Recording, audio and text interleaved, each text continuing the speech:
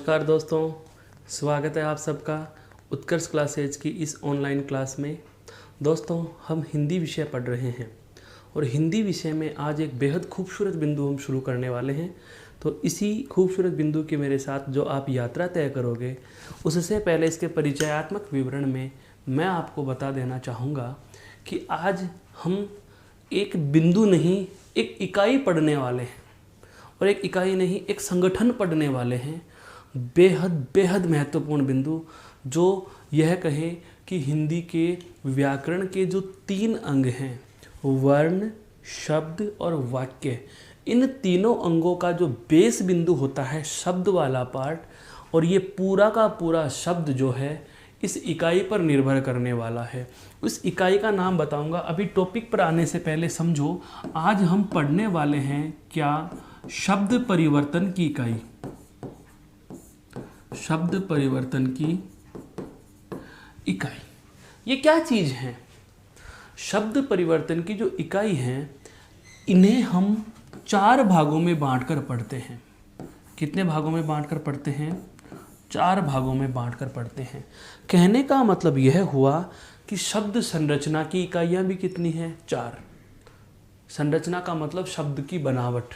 शब्द हम हिंदी में 4 प्रकार से बना सकते हैं: संधि से, समास से, उपसर्ग से और प्रत्यय से। ठीक उसी प्रकार से हिंदी में किसी शब्द को बदलने के लिए हमारे पास 4 आवश्यक शर्तें होती हैं। इन आवश्यक शर्तों को ही शब्द परिवर्तन की इकाई कहा जाता है, जिसमें सबसे पहली है लिंग, उसके पश्चात आता है वचन, फिर है कारक और उसके बाद है काल। पुनः सुन लीजिए, ये शब्द परिवर्तन की जो 4 इकाइयाँ होती हैं, इन सभी 4 इकाइयों पर आपके 2 प्रकार के शब्द निर्भर करते हैं। कौन कौन सा? एक नाम बहुत बार सुना है, विकारी शब्द, और एक नाम बहुत बार हमने सुना है, कौन सा? अविकारी शब्द। तो जो विकारी और अविकारी शब्द होते हैं, इनका निर्माण यही इन 4 इकाइयों से ही होता है। अर्थात कहने का आशय यह हुआ कि तो जो शब्द परिवर्तन की इकाइयाँ होती हैं, इसी से आपके विकारी और अविकारी शब्दों का निर्माण हो रहा है। फिर हम बात करें, इस बिंदु को और विस्तार दें, तो विकारी के भी हम 4 भाग करते हैं और अविकारी के भी हम 4 भाग करते हैं। और इन 4 और 4 8 भागों में पूरा शब्द संसार समाया हुआ है। विकारी 4 भागों में हम नाम लेते हैं। सर्वप्रथम संज्ञा, फिर लेते हैं सर्वनाम, तत्पश्चात विशेषण, और सबके अंत में जो विकारी आता है उसका नाम दोस्तों क्रिया है। अविकारी की बात की जाए तो अविकारी में देखो संबंध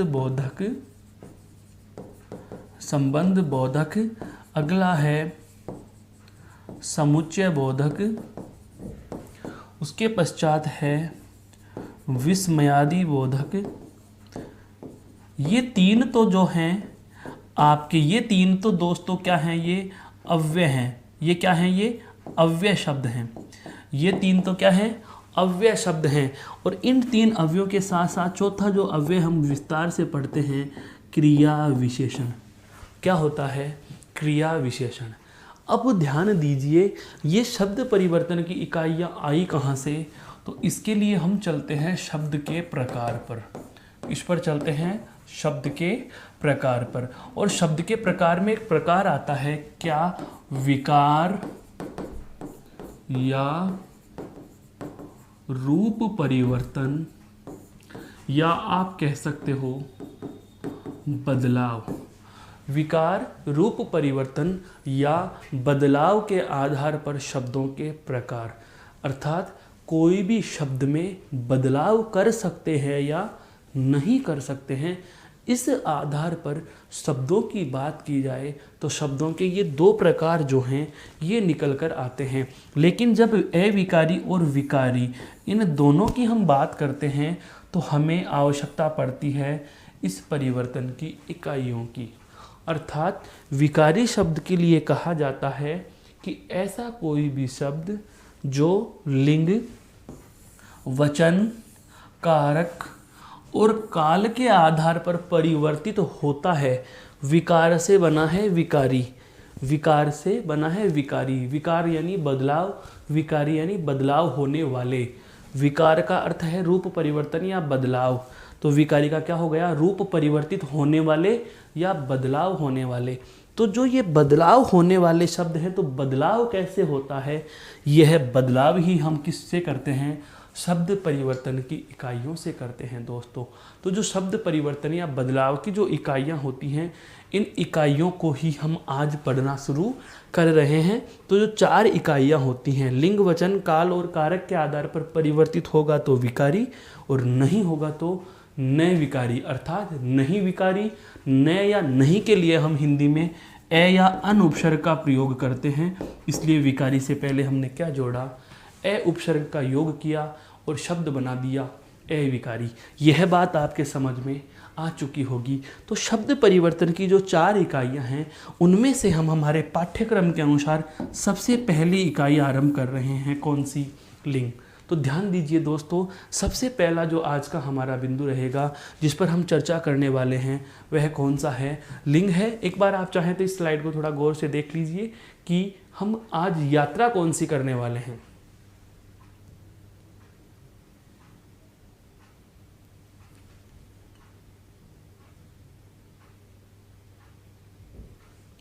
चलो दोस्तों, अब देखते हैं हम महत्वपूर्ण बिंदु आरंभ कर रहे हैं, क्या, लिंग। सबसे पहले इस शब्द से संबंधित जो संदेह और जो भ्रांतियां होती हैं, उन्हें हम दूर करेंगे। तत्पश्चात हम इसके व्याकरणिक अध्ययन की ओर बढ़ेंगे। सबसे पहले बात करें तो इस लिंग शब्द का जो शाब्दिक अर्थ यदि आपसे पूछा जाए, तो सदैव ध्यान रखना, शाब्दिक अर्थ होता है चिन्ह या पहचान।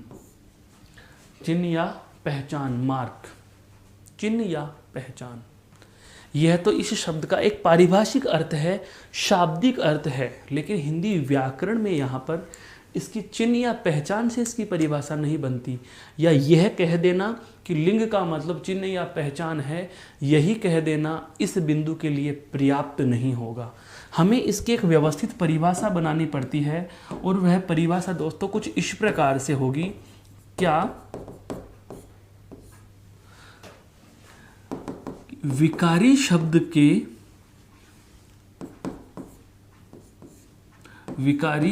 के पुरुष या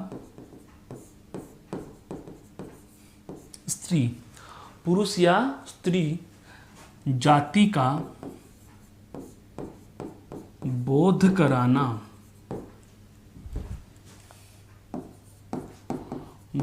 कराने वाली इकाई लिंग कहलाती है।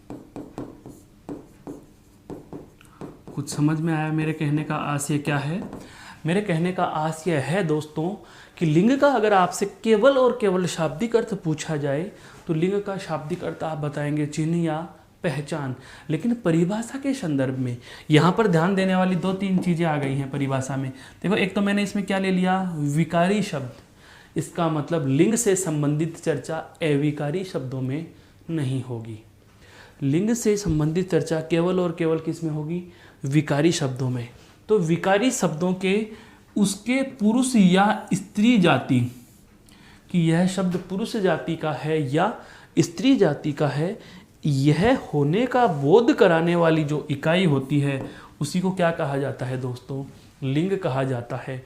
कहने का मतलब हिंदी भाषा के अकारक इकाइयाँ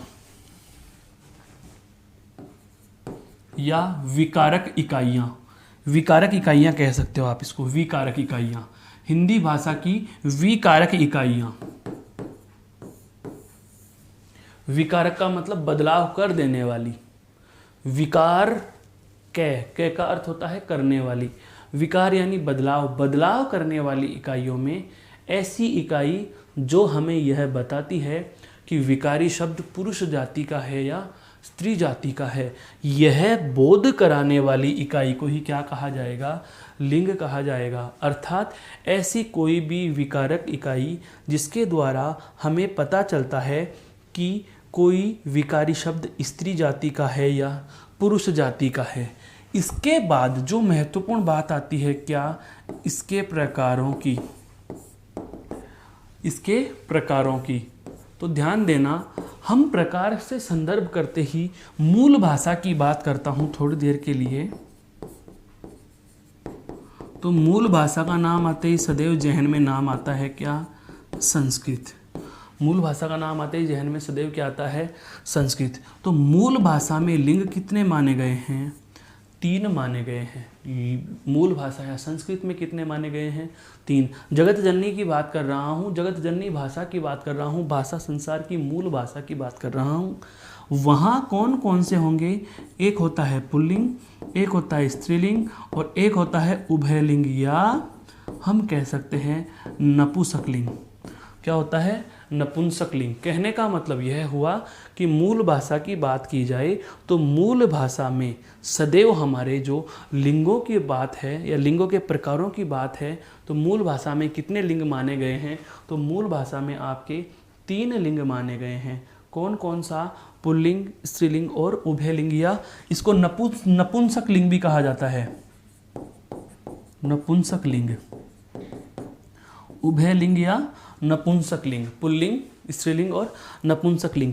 लेकिन हम बात करेंगे 2 बिंदु हैं, एक तो है लिंग और एक वचन, जिसकी हम चर्चा आगे की समय में करेंगे, अगले समय में करेंगे। वचन भी बात की जाए तो संस्कृत में 3 होंगे, लेकिन हिंदी में वचन और लिंग दोनों की संख्या कितनी मानी जाएगी? 2। तो अब आते हैं हम हमारे बिंदु पर, क्या कि वचन या लिंग के प्रकार। तो अब हम बात करेंगे केवल लिंग के प्रकारों की। तो हम कहेंगे कि हिंदी में लिंग के 2 प्रकार माने गए हैं। 2 प्रकार माने जाते हैं। कितने प्रकार माने जाते हैं भाई? 2 प्रकार माने जाते हैं। दोनों प्रकारों के नाम लिखना चाहें तो सबसे पहला है आपका जो है वह क्या है? पुल्लिंग। और दूसरा जो है दोस्तों वह है स्त्रीलिंग।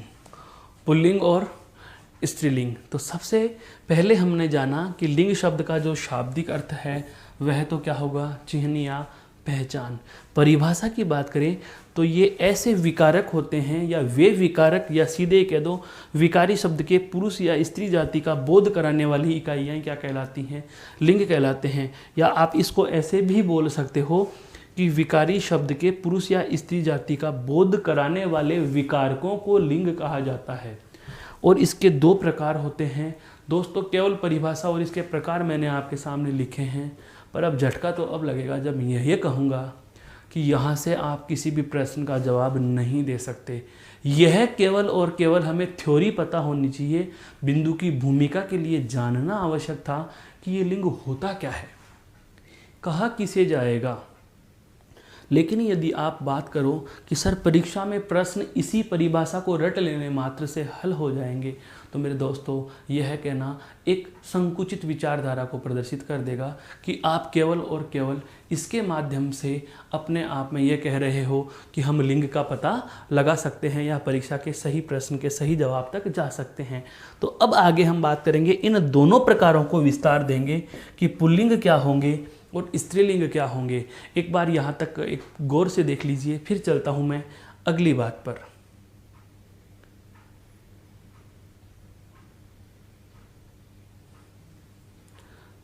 अब बात करते हैं दोस्तों, सबसे पहले हम क्या लिंग के प्रकार में पुल्लिंग की।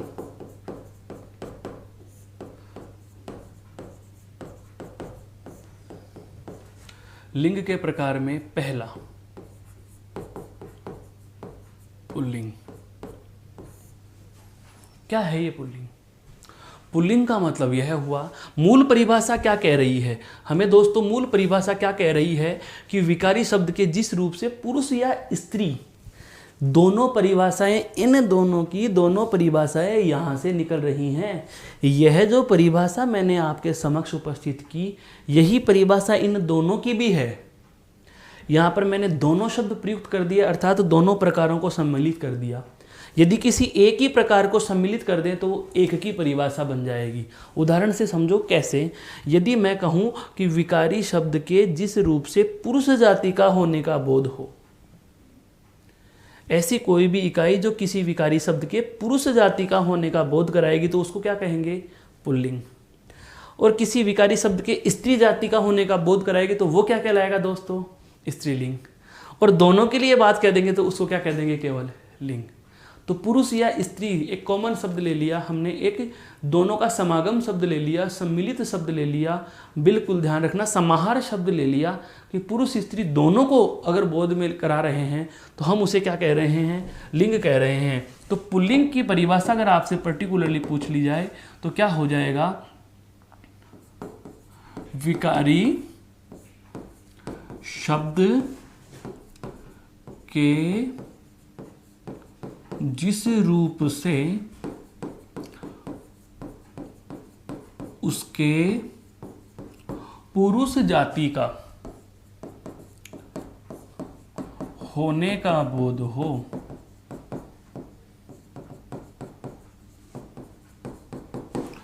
उसे क्या कहेंगे दोस्तों? उसे पुल्लिंग कहते हैं। उसे क्या कहते हैं? पुल्लिंग कहते हैं। ध्यान से समझना इस बात को। अगर मैं यहाँ थोड़ी देर के लिए, पुल्लिंग शब्द हटा करके यहाँ पर क्या कर दूँ दोस्तों? स्त्रीलिंग लिख दूँ। क्या लिख दूँ दोस्तों? स्त्रीलिंग लिख देता हूँ। इसको हटाया मैंने और यहाँ पर क्या लिख दिया? स्त्रीलिंग लिख दिया। या हम कहें स्त्री जाति का होने का बोध कराएं।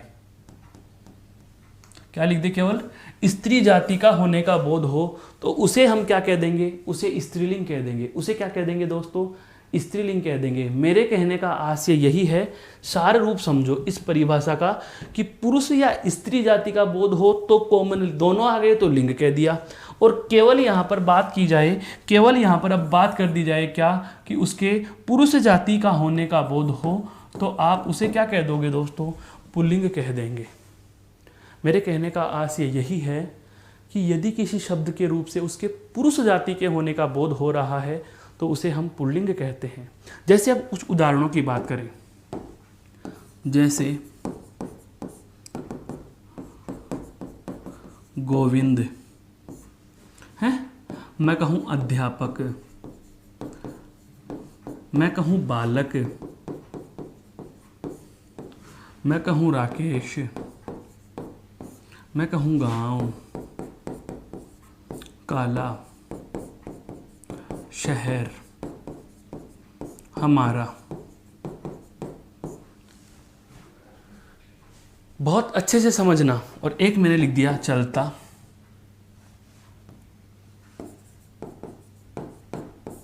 शब्दों को पहचानो पहले, फिर बात आएगी। परिभाषाएं और उदाहरण पढ़ाना दोस्तों हमारा कतई ही उद्देश्य नहीं है। उदाहरण और परिभाषाओं से हम सही जवाब तक पहुंच भी नहीं पाते। इसके बाद में जैसा कि हर बिंदु में हमने पूरा विस्तार जानने के बाद कंक्लूजन के रूप में, सार के रूप में आपके समक्ष कुछ स्लाइड ऐसी रख देता हूं जो पूरे बिंदु का सार होता है, निचोड़ होता है, वो हम यहाँ भी रखने वाले हैं। लेकिन पहले ये जान लीजिए कि बिंदु कहना क्या चाह रहा है। मैंने कहा विकारी शब्द। अब देखो एक बार पहले तो विकारी शब्द हमारे चार हैं, संज्ञा, सर्वनाम, विशेषण और क्रिया। चारों हैं या नहीं है? देखो चलता क्रिया है, हमारा शब्द सर्वनाम है, शहर शब्द संज्ञा है, काला शब्द विशेषण है। विशेषण, संज्ञा, सर्वनाम और क्रिया, चारों प्रकार के विकारी शब्द मैंने आपके समक्ष उदाहरण के रूप में प्रस्तुत कर दिए दोस्तों। चारों विकारी शब्द आपके समक्ष उदाहरण के रूप में प्रस्तुत हैं। अब मैं सीधे से ये कह रहा हूँ, विकारी शब्द अर्थात संज्ञा, सर्वनाम, विशेषण और क्रिया के जिस रूप से उसके पुरुष जाति के होने का बोध हो, पुरुष जाति के होने का बोध हो तो उसे क्या कह देंगे? पुल्लिंग कह देंगे। उसे क्या कह देंगे? पुल्लिंग कह देंगे। और इतना बात न कह करके मैं कह दूं कि ये प्राणीवाचक कुछ शब्द हैं जो सदैव क्या हैं? पुल्लिंग हैं। लेकिन क्या पुल्लिंग शब्द इतने ही होंगे? क्या पुल्लिंग शब्द इतने ही होंगे? तो अब मैं आ रहा हूँ जो तथ्य आपको इन सभी परिभाषाओं के अलग जो हमारा सदैव सचेतन मन होता है उसमें रखने का है। वह क्या है वो ध्यान देना। अब मैं लिखने जा रहा हूँ, यह बात महत्वपूर्ण है। क्या? वाक्य प्रयोग कर के देखें। वाक्य प्रयोग करके देखें। यदि आपको क्वेश्चन दे दिया गया, प्रश्न दे दिया गया कि लिंग पहचानिए, शब्द का लिंग हमें पता नहीं चल पा रहा, कोई बात नहीं है दोस्तों। हमें क्या करना है, सीधा का सीधा ही वाक्य प्रयोग कर लेना है। उदाहरण समझो, मैं कहूं आना क्रिया है, आना क्रिया, आना क्रिया है। मैं अगर गोविंद के साथ आना क्रिया जोड़ूंगा तो मैं क्या कहूंगा, गोविंद आया। क्या लिखूंगा भाई दोस्तों, गोविंद आया। मैं ऐसे थोड़ी लिख दूंगा गोविंद आई, नहीं, गोविंद आया पुल्लिंग के साथ पुल्लिंग, पुल्लिंग के साथ पुल्लिंग। अध्यापक आए, ध्यान रखना, अध्यापक जी आए। यह कौन सा हो गया, बहुवचन। यह कौन सा हो गया दोस्तों, बहुवचन। एक बहुत महत्वपूर्ण तथ्य जो हम सर्वनाम में जान चुके हैं, पूर्व की कक्षाओं में आपके समक्ष मैंने वो बात रख दी थी। क्या? आदर सूचक के अर्थ में सदैव बहुवचन शब्दों का प्रयोग होता है। कैसे शब्दों का प्रयोग होता है, बहुवचन का प्रयोग होता है। और जब आदर सूचक के अर्थ में बहुवचन शब्दों का प्रयोग हो जाए तो सदैव ध्यान रखना, आदर सूचक के रूप में जो बहुवचन लिखे जाए हैं, अगर वो एक वचन के साथ में आएंगे तो भी बहुवचन ही माने जाएंगे। गोविंद आए, अध्यापक जी आए, बालक आया, राकेश आया, मैं गांव पहुंचा या पहुंची, तो दोस्तों हम क्या कह देंगे, पहुंचा, अर्थात पुल्लिंग है। और अगर यहां लिखा हुआ मिल जाता गली, मेरे गांव की पहली गली बंद है, मेरे गांव की पहली गली खुल गया है या खुल गई है, तो मेरे गांव की पहली गली खुल गई है। कहने का मतलब यह हुआ कि पर्टिकुलर जो शब्द आपको दे दिया जाता है वह पुल्लिंग है या स्त्रीलिंग है, इसकी पहचान करने के लिए आप क्या करेंगे, आप दिए गए पद को वाक्य में लिखकर देख लेंगे, और जैसे ही आप उसे वाक्य में लिखकर देखेंगे तो वह निश्चित रूप से बता देगा कि पुल्लिंग में है या स्त्रीलिंग में है, पुल्लिंग में है या स्त्रीलिंग में है। यहाँ तक की बात आपके समझ में आ चुकी दोस्तों। तो इस स्लाइड को एक बार गौर से देखिए, उसके बाद हम आगे बात करते हैं।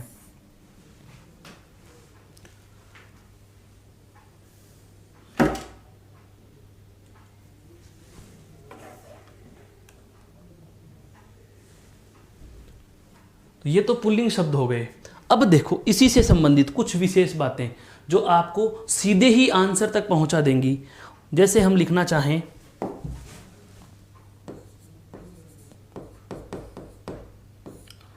पर्वतों के नाम, पर्वत का नाम आ रहा है विंध्याचल, हिमालय, सतपुड़ा, कोई भी पर्वत श्रेणी आ रही है तो हम बात कर रहे हैं दोस्तों पुल्लिंग शब्द की। इसकी बात कर रहे हैं, पुल्लिंग शब्द। तो पर्वत का नाम आ रहा है तो वह क्या होगा, पुल्लिंग होगा। पर्वत का नाम अगर आ जाता है तो वह क्या हो जाएगा, पुल्लिंग हो जाएगा। जैसे हम बात करें हिमालय, जैसे दे दिया हिमालय है, जैसे दे दिया विंध्याचल, जैसे दे दिया अरावली। तो पर्वत के नाम आते ही या पर्वतों के नाम आते ही क्या लिख दोगे आप, पुल्लिंग लिख दोगे। क्या लिख दोगे, पुल्लिंग लिख दोगे। जैसे आ जाएं महीनों के नाम या माह के नाम,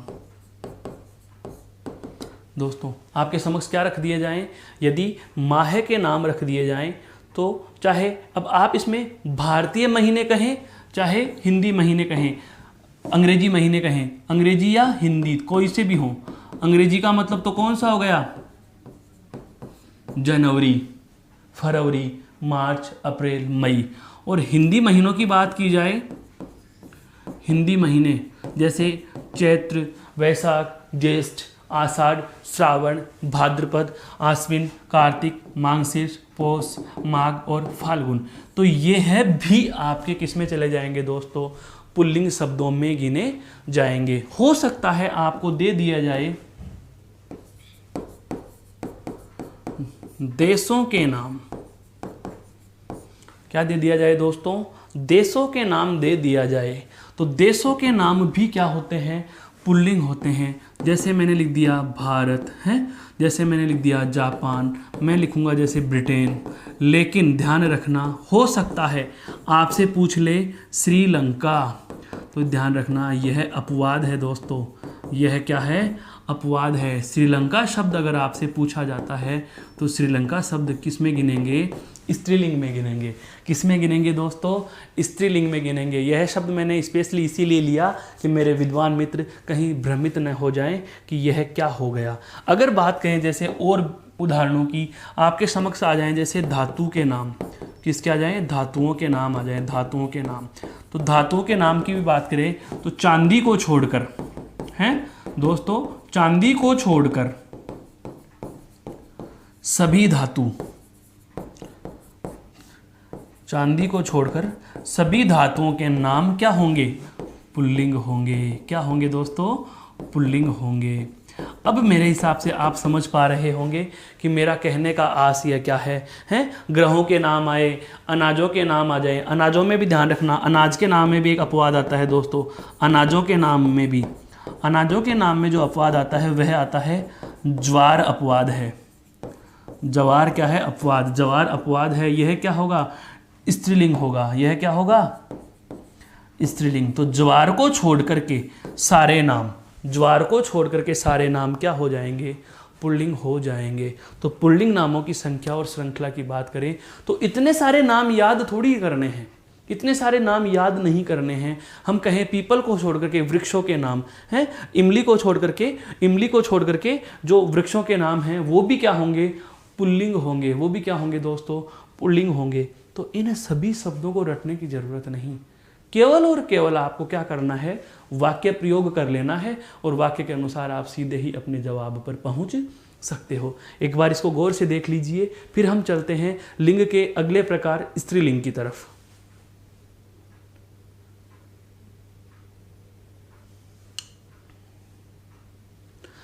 दूसरा प्रकार आता है कौन सा दोस्तों, स्त्रीलिंग।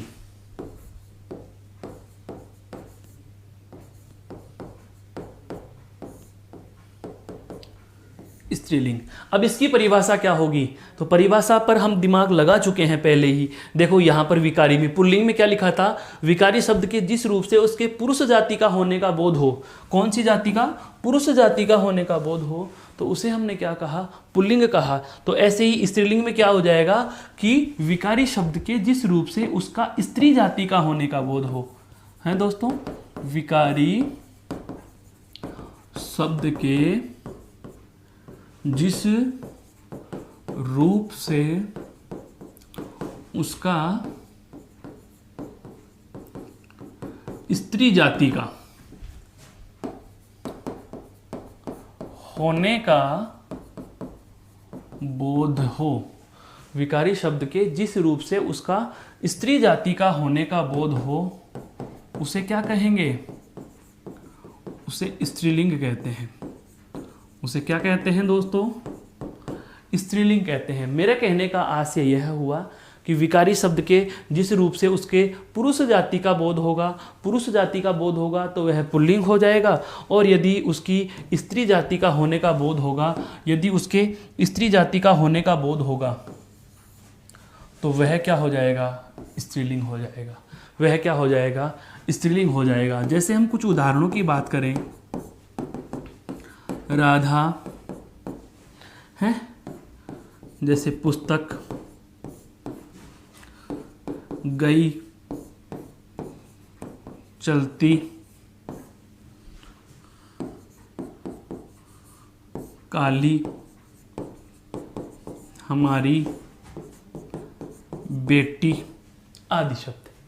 तो दोस्तों ये सब के सब वो शब्द हैं, चाहे इसमें क्रिया शब्द ले लो, चाहे इसमें विशेषण शब्द ले लो, चाहे इसमें सर्वनाम शब्द ले लो, चाहे इसमें व्यक्तिवाचक संज्ञा लो, चाहे जातिवाचक संज्ञा लो, कोई सा भी संज्ञा हो, सर्वनाम हो, विशेषण हो या क्रिया हो, विकारी है। और विकारी शब्द के स्त्री जाति का होने का बोध हो रहा है तो उसे हम दोस्तों क्या कह देंगे? स्त्रीलिंग कह देंगे। क्या कह देंगे? स्त्रीलिंग कह देंगे। लेकिन फिर से मैं वही कहूँगा, हम क्या करेंगे दोस्तों? वाक्य में प्रयोग करके देखेंगे। क्या करेंगे? वाक्य में प्रयोग करके देख लेंगे। और वाक्य प्रयोग जैसे ही आप कर लोगे तो आप अपने सही जवाब तक पहुंच जाओगे। तो हम यहाँ भी ये लिख सकते हैं क्या, कि हम क्या करेंगे? वाक्य प्रयोग से भी देख लेंगे। वाक्य प्रयोग से देख लेंगे, हैं? वाक्य प्रयोग से भी आप इसको देख लेंगे, क्योंकि विकारी शब्दों में लिंग और वचन पहचानने के लिए वाक्य प्रयोग हमें आना चाहिए। शब्द का वाक्य में प्रयोग जैसे ही करेंगे तो प्रयोग तो होने वाले शब्द यदि पुल्लिंग रूप में आ रहे हैं तो वह पुल्लिंग होगा, और यदि स्त्रीलिंग रूप में आ रहे हैं तो वह स्त्रीलिंग होगा। लेकिन जिस प्रकार से यहाँ हमने कुछ पुल्लिंग शब्दों के लिए विशेष पहचान के शब्द आपके समक्ष रखे, ऐसे ही हम चाहें तो इसी प्रकार के कुछ स्त्रीलिंग शब्दों के लिए भी हम निश्चित रूप से कोई शब्द चिन्हित कर सकते हैं। तो उस स्लाइड पर जाने के लिए एक बार पहले आप इसे गौर से देख लीजिए, फिर मैं आपके समक्ष वो चीज़ें प्रस्तुत करता हूँ जो आपको बताएंगी कि किस तरीके से कौन कौन से शब्द आपके जो हैं वे सदैव स्त्रीलिंग में होते हैं, या आपको उनमें बिना सोचे समझे स्त्रीलिंग करके आना है। तो देखो वे शब्द,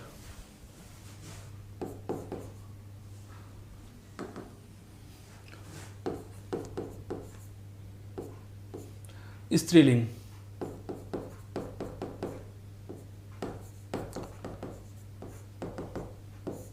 सबसे पहली बात आपको दे दिया जाए भाषाओं के नाम।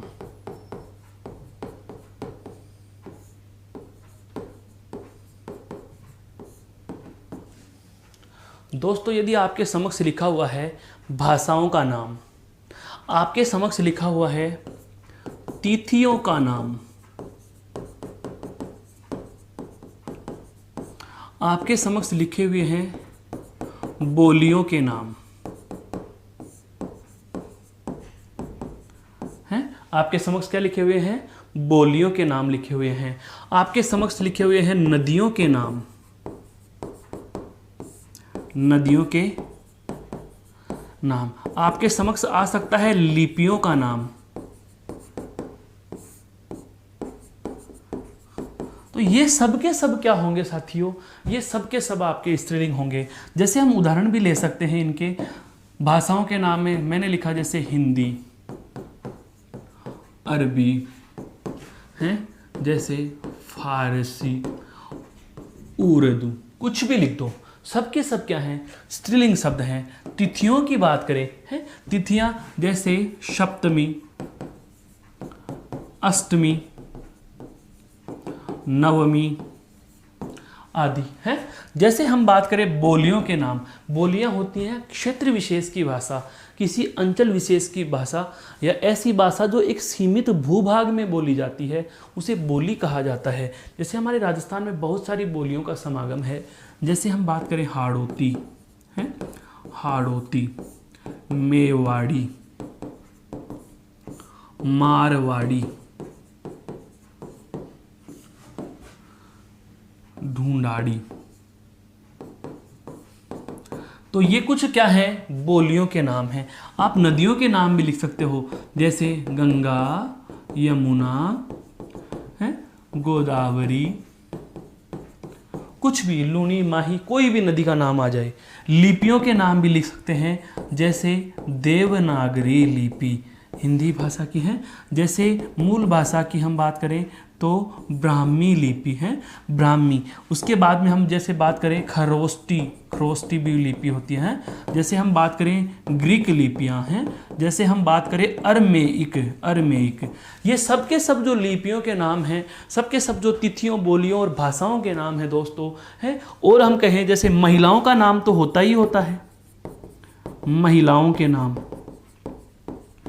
इसके अलावा लताओं के नाम, लता यानी बेल, लताओं के नाम, ये भी सदैव क्या होते हैं दोस्तों, स्त्रीलिंग शब्द होते हैं। क्या होते हैं, स्त्रीलिंग शब्द होते हैं। तो अभी अभी हमने चंद समय में देखो छोटा सा बिंदु हमारा क्या, जो शब्द परिवर्तन की जो इकाइयाँ थी या जो शब्द परिवर्तन के लिए जो अविकारक होते हैं या जो विकारक की भूमिका निभा रहे थे, उनमें सबसे पहला बिंदु कौन सा देखा, लिंग। उसके बाद हम इसके प्रकारों में चर्चा करने लगे। तो सबसे पहले हमने पुल्लिंग शब्दों की बात की और पुल्लिंग के लिए कुछ विशेष पहचान के शब्दों की बात की। फिर हमने जाना कि किस तरीके से आपका दूसरा प्रकार जो लिंग का है वह क्या है, स्त्रीलिंग है। और स्त्रीलिंग के बाद में हमने इस स्त्रीलिंग से संबंध रखने वाले कुछ महत्वपूर्ण शब्दों की बात की। तो ध्यान देने की बात यह है कि जो शब्द परिवर्तन की या शब्द विकार की जो 4 इकाइयाँ थी, जिसमें लिंग, वचन, काल और कारक थे, उसमें से हम पहली इकाई को पढ़ चुके हैं दोस्तों। कौन सी इकाई को पढ़ चुके हैं, पहली इकाई को पढ़ चुके हैं। चूंकि ये चारों इकाइयाँ एक साथ चलती हैं, यदि परीक्षा के पाठ्यक्रम की बात की जाए तो कभी परीक्षा के पाठ्यक्रम में एक इकाई नहीं आएगी, या तो होंगे तो चारों होंगे, नहीं एक भी नहीं होगा। तो जहाँ लिंग पूछेगा वहाँ वचन भी पूछेगा, और जहाँ वचन पूछेगा वहाँ कारक भी पूछेगा, और जहाँ कारक पूछेगा वहाँ काल भी हमें पूछता है। तो दोस्तों इसी के साथ हम अब अगला बिंदु शुरू करने वाले हैं, अर्थात शब्द परिवर्तन की जो अगली इकाई है उस पर हम प्रकाश डालने वाले हैं। तो शब्द परिवर्तन की जो अगली इकाई है वह कौन सी है दोस्तों, वचन। कौन सी है दोस्तों, वचन। तो मेरे साथ अब वचन की यात्रा शुरू करेंगे। इससे पहले मैं चाहता हूँ एक बार आप स्त्रीलिंग शब्दों की अंतिम स्लाइड को गौर से देख लें ताकि हम नए बिंदु पर बढ़ सकें।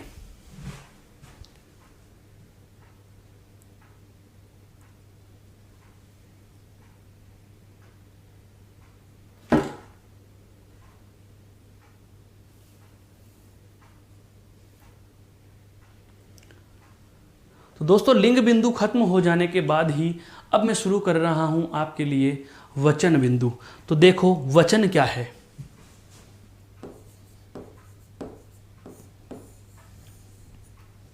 जिस प्रकार से लिंग के लिए हमने एक साधारण सा शाब्दिक अर्थ देखा था, है साधारण सा शाब्दिक अर्थ क्या देखा था, चिन्ह या पहचान। क्या देखा था, चिन्ह या पहचान देखा था। ठीक उसी प्रकार से वचन भी एक अपने आप में अलग ही अर्थ देता है। वचन का यदि शाब्दिक अर्थ आपसे पूछ लिया जाए तो ध्यान रखना,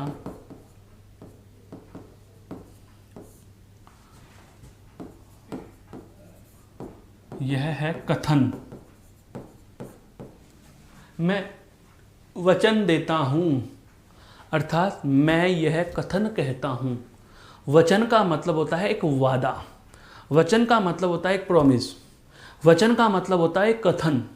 लेकिन हिंदी व्याकरण में इस वचन का कुछ और ही अर्थ निकाला है, और वह हिंदी व्याकरण में, व्याकरण की बात की जाए तो व्याकरण में इसे संख्या के लिए प्रयुक्त किया गया है। किसके लिए प्रयुक्त किया दोस्तों, संख्या के लिए प्रयुक्त किया है। मेरे कहने का मतलब यह है कि वचन शब्द का शाब्दिक अर्थ यदि आपसे पूछा जाए तो शाब्दिक अर्थ तो इसका कथन होता है, वचन का मतलब कथन होना चाहिए, लेकिन व्याकरण में इसको किसके लिए प्रयुक्त कर लिया तो हम कहेंगे संख्या के लिए। अब बात आती है संख्या किसकी, संख्या किसकी भाई। तो हाँ दोस्तों संख्या किसकी हम बात करते हैं तो एक ही चीज़ हमारे जहन में आती है, क्या कि ये जो चारों इकाइयाँ होती हैं, ये चारों इकाइयाँ प्रभावित किसको कर रही हैं, विकारी शब्द को। किसको प्रभावित कर रही हैं, विकारी शब्द को। तो मैं ये कह दूंगा कि यदि आपको वचन के लिए पूछा जाए कि मान लिया वचन का शाब्दिक अर्थ तो कथन है, वचन का शाब्दिक अर्थ तो कथन है, लेकिन इसे संख्या के लिए प्रयुक्त किया गया, तो संख्या किसकी, तो ध्यान रखना संख्या के लिए प्रयुक्त किया गया। और किसकी संख्या के लिए, विकारी शब्दों की संख्या के लिए। किसकी, विकारी शब्दों की संख्या के लिए। अब धीरे धीरे आपके जहन में दोस्तों परिभाषा बनना शुरू हो चुकी होगी कि ऐसे विकारक अर्थात ऐसी शब्द परिवर्तन की इकाई जो हमें विकारी शब्द की क्या बताते हों, संख्या बताते हों, उसे क्या कहा जाएगा दोस्तों, वचन कहा जाएगा। क्या कहा जाएगा दोस्तों, वचन कहा जाएगा। हम इस परिभाषा को लिपिबद्ध करते हैं तो हम परिभाषा में क्या लिखेंगे?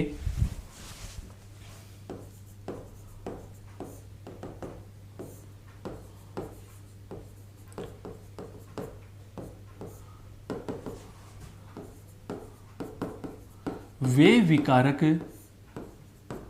जो किसी विकारी शब्द की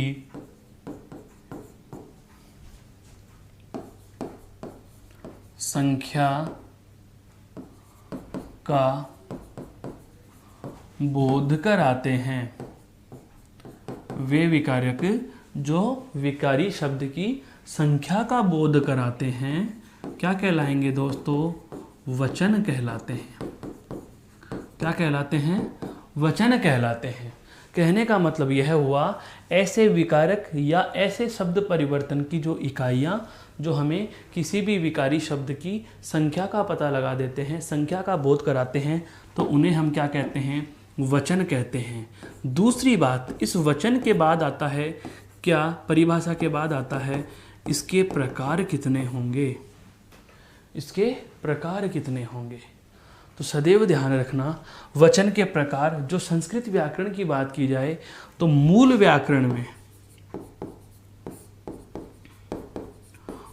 व्याकरण में यदि वचन के प्रकार पूछे तो कितने आएंगे? 3 आएंगे दोस्तों। कितने आएंगे? 3 आएंगे। कौन कौन से आएंगे? एक आता है एक वचन, एक आता है द्विवचन और एक आता है बहुवचन। एक क्या आता है? बहुवचन। एक आता है एक वचन, एक आता है द्विवचन और एक आता है बहुवचन।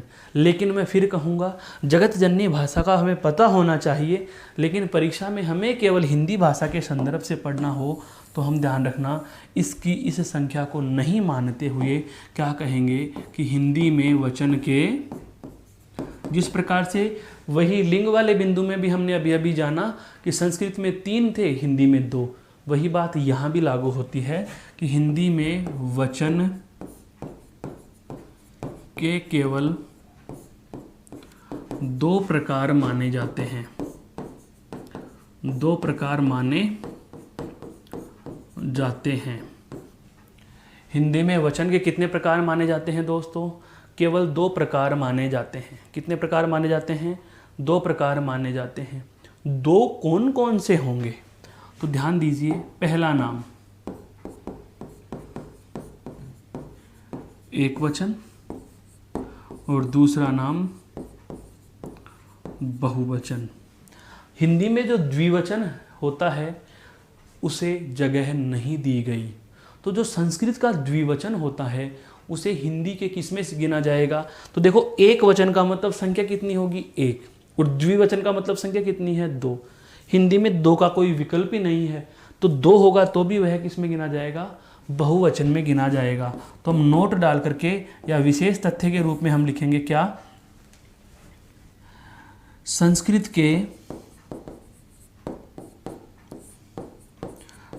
के द्विवचन को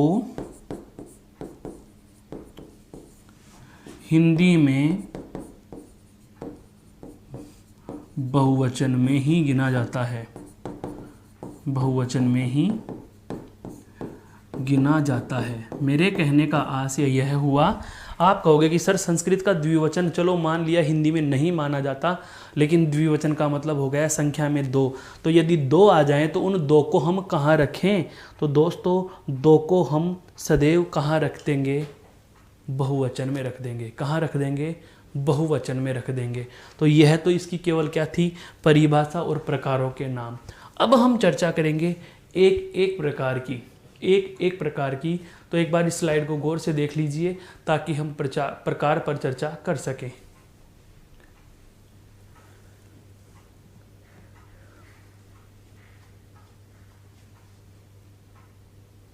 देखो, इसके प्रकारों की हम बात करते हैं, एक एक प्रकार लेंगे। तो सबसे पहले हम लेते हैं वचन के प्रकार में एक वचन।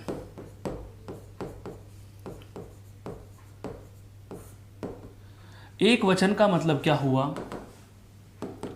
विकारी शब्द के परिभाषा के साथ ही हम इसको समझ लेंगे, लिखने के साथ ही। विकारी शब्द के जिस रूप से, विकारी शब्द के जिस रूप से उसका संख्या में एक होने का बोध हो,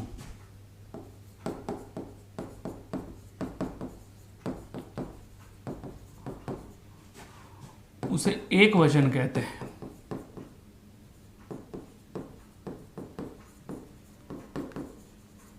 मेरे कहने का आशय यह हुआ कि विकारी शब्द के जिस रूप से उसकी संख्या में एक ही होने का बोध हो तो उसे क्या कह देंगे, एक वचन कहते हैं। क्या कहते हैं उसको, एक वचन कहते हैं। तो एक वचन में हम उदाहरणों की बात करें, जैसे भारत, जैसे लड़का, मोहन। अब यहां पुल्लिंग स्त्रीलिंग कैसा भी लिख सकते हो, हैं, राधा, गंगा, पुस्तक आदि। दोस्तों बात यहां यह नहीं है कि आपने एक एक लिख दिए, बात यहां यह है कि हम कैसे पहचाने कि वो एक है। तो फिर मैं कहूंगा कि वचन और लिंग इन दोनों के लिए जो समान बात लागू होती है, क्या, वाक्य में प्रयोग। कौन सी बात है दोस्तों, वाक्य में प्रयोग से हम पता लगा सकते हैं कि लिखा हुआ या दिया गया शब्द का जो वचन है वह एक है या बहु है। एक वचन है अर्थात संख्या में एक है तो एक वचन, और बहु है तो बहुवचन। लेकिन फिर भी मैं कहूँगा पुनः कि आपको यदि इसमें समस्या हो जाती है कि सर हमें वचन पहचान नहीं आया, वचन पहचान में नहीं आते, तो मैं अब आपको कुछ ऐसी चीज़ें बताने वाला हूँ जो सदैव आपके वचन में, और हाँ वचन में प्रश्न भी वहीं से उठता है, जो परिभाषाएं हैं, जो उदाहरण हैं, वहाँ से प्रश्न कभी नहीं आता, क्योंकि वचन हमें प्रश्न पूछता है स्वतंत्र नहीं बल्कि पद परिचय में। उदाहरण समझो कैसे। परीक्षा में प्रश्न ऐसे आता है, मोहन पुस्तक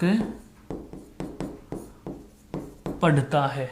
मोहन पुस्तक पढ़ता है, और इसमें प्रश्न पूछने का उसका तरीका है, मोहन को अंडरलाइन कर दिया। फिर प्रश्न पूछा है, रेखांकित पद के पद परिचय के बिंदुओं में सही विकल्प का चयन कीजिए। रेखांकित बिंदु में पद परिचय के सही बिंदु, पद परिचय के बिंदु छांटने हैं। अब आपको अब कैसे प्रश्न बनता है वो भी बता रहा हूं मैं, लिंग और वचन दोनों में ही। पद परिचय के बिंदुओं में पहला विकल्प उसने बनाया व्यक्तिवाचक संज्ञा एक वचन व स्त्रीलिंग। दूसरा विकल्प उसने बना दिया जातिवाचक संज्ञा एक वचन व पुल्लिंग। तीसरा विकल्प बना दिया भाववाचक संज्ञा एक वचन व पुल्लिंग। और चौथा विकल्प उसने बना दिया व्यक्तिवाचक संज्ञा एक वचन व पुल्लिंग। दोस्तों अकेला प्रश्न कदापि नहीं पूछता है, शब्द परिवर्तन की इकाइयां समूह में पूछी जाती हैं, चारों चीजें एक साथ जुड़ जाती हैं। तो लिंग और वचन तो मोस्टली पूछता ही पद परिचय से है। तो पद परिचय से कैसे पूछा, पद का मतलब वाक्य में लिखा हुआ शब्द क्या कहलाता है, पद कहलाता है। जब तक कोई शब्द अकेला है, जैसे मोहन यहाँ लिखा हुआ है यह शब्द है, मोहन यहाँ लिखा हुआ है यह शब्द है, मोहन यहाँ लिखा हुआ है यह पद है, यह क्या है पद, और यहाँ पर क्या है शब्द। दोनों चीजें समझ में आ गई कि जब किसी शब्द को वाक्य में लिख दिया जाता है तो वह पद बन जाता है। तो मोहन का पद परिचय अर्थात इसके पद की जानकारी दीजिए। और पद परिचय के बिंदुओं में सबसे पहले हम बात करें व्यक्तिवाचक संज्ञा है, और ध्यान रखना व्यक्तिवाचक संज्ञा है, व्यक्तिवाचक संज्ञा है। अब आता है पाठ पुस्तक पढ़ता है, मोहन एक वचन है या बहुवचन, तो व्यक्ति का निश्चित नाम है एक वचन। पुल्लिंग है या स्त्रीलिंग है, तो मोहन मोहनी होता तो स्त्रीलिंग होता, मोहन है पुल्लिंग है। इसका मतलब यह हुआ कि यह व्यक्तिवाचक संज्ञा है, पुल्लिंग है और एक वचन है, पुल्लिंग है और एक वचन है। लेकिन प्रश्न यदि ये वाक्य देकर के पूछ रहा है तो यह कहना कदापि समीचीन नहीं होगा, संकुचित नहीं होगा या सीमित नहीं होगा कि केवल और केवल हमें क्या करना है, वाक्य प्रयोग करके भी आप लिंग और वचन को पहचान सकते हैं। फिर भी हम इसके कुछ विशेष तथ्यों की बात करना चाहें तो मैं अगली स्लाइड पे इसके कुछ विशेष तथ्य लिखना चाहूँगा। आप एक बार इसको गौर से देख लीजिए दोस्तों। तो हम इसकी अगली स्लाइड पर देखो इसके विशेष तथ्यों की बात कर रहे हैं? एक वचन के लिए विशेष, एक वचन विशेष क्या क्या? आपको संज्ञा पहचानना आती है? बिल्कुल आती है। यहां से देखो वचन पहचानेंगे, व्यक्तिवाचक संज्ञा, व्यक्तिवाचक संज्ञा शब्द और भाववाचक संज्ञा शब्द। दोस्तों बहुत आसान कर दिया, ये लो सारा ही बिंदु हल हो गया। व्यक्तिवाचक संज्ञा शब्द और भाववाचक संज्ञा शब्द। कहने का आशय यह है कि यदि कोई शब्द व्यक्तिवाचक या भाववाचक संज्ञा शब्द है तो आगे लिख सकते हैं सदैव एक वचन होते हैं, सदैव एक वचन होते हैं। और लिखना चाहो तो देशों के नाम, महाद्वीपों के नाम, महासागरों के नाम हैं, तारे का नाम, ग्रह, वार, माह आदि का नाम सदैव एक वचन होगा। ये लो, वचन के लिए मैंने आपके सामने एक बहुत सारे रूप में पूरा का पूरा मास्टर स्ट्रोक रख दिया कि किस तरीके से आप एक वचन को पहचान सकते हो। एक वचन के लिए मैंने लिख दिया देशों के नाम, महाद्वीपों के नाम, महासागरों के नाम, तारे का कोई नाम आए या ग्रह का नाम आ जाए, वार या माह का नाम आ जाए, तो आप इसको सदैव किस में गिनोगे? एक वचन में गिन लेंगे। किस में गिनेंगे दोस्तों? सदैव एक वचन में गिनेंगे। इस स्लाइड को भी एक बार गौर से देख लीजिए ताकि वचन का अंतिम प्रकार हम आगे बढ़ा सकें।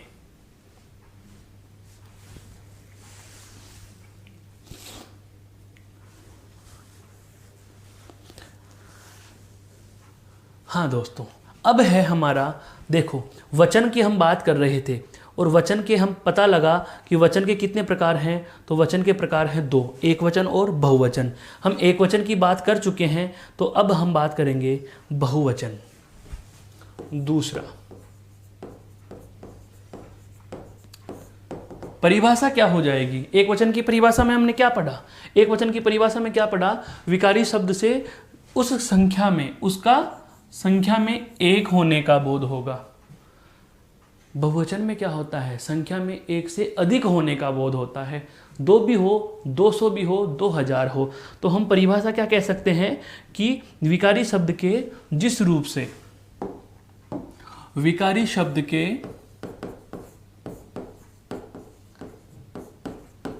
जिस रूप से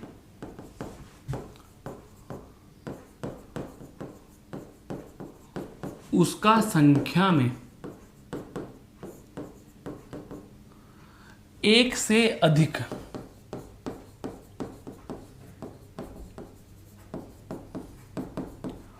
होने का बोध हो,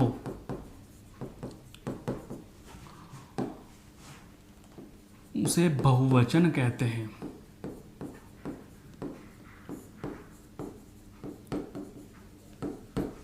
विकारी शब्द के जिस रूप से उसका संख्या में एक से अधिक होने का बोध हो, महत्वपूर्ण बात बस यही है, एक से अधिक होने का बोध हो, तो उसे क्या कह देंगे दोस्तों?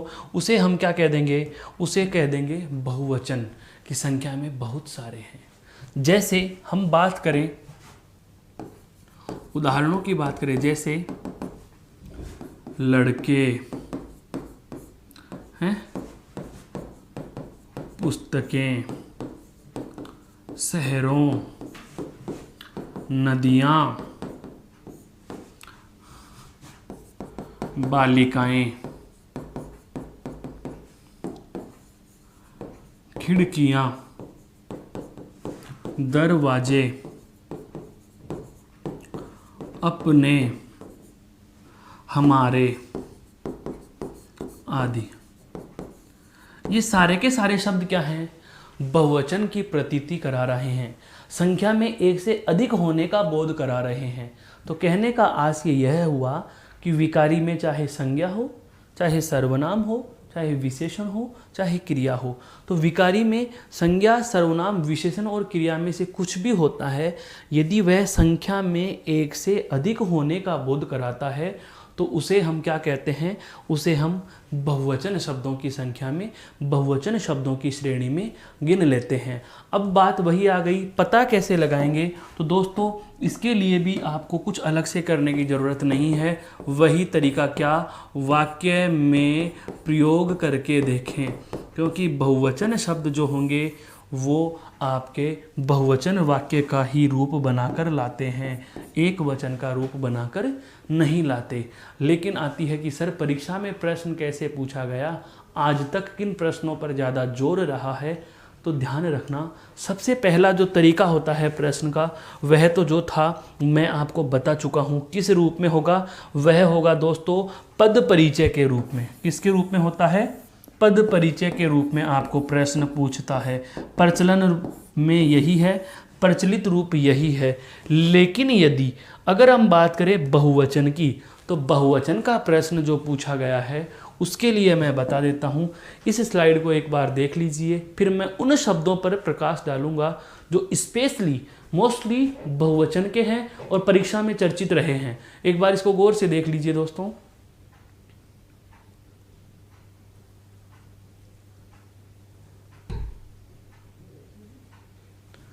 अब मैं चर्चा करने वाला हूं महत्वपूर्ण बात पर। क्या? जैसे एक वचन शब्दों के विशेष थे, ऐसे ही बहुवचन विशेष देखो। बहुवचन विशेष, बहुवचन विशेष, बहुवचन विशेष में सबसे पहली बात क्या? आदर सूचक के अर्थ में सदैव बहुवचन शब्दों का प्रयोग होता है।